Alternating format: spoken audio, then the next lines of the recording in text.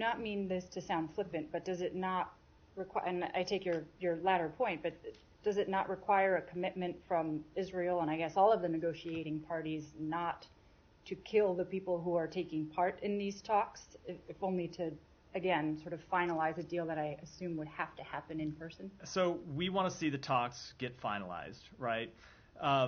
There's a couple ways to take your question. If you mean with respect to Sinwar, maybe that's not what you meant. So I just say, because that was something that Sean asked about. Maybe certainly with respect to Sinwar, is something that somebody that we believe ought to be brought to justice. There are other members of Hamas as well who are terrorists who deserve to be brought to justice in one way or the other.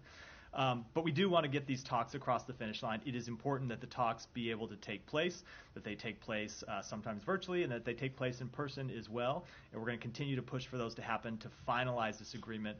As you've heard the president say, as you've heard the secretary say, we really do think we are in the final stages. We have agreement on a framework. There's some final pieces left to agree on to implementation.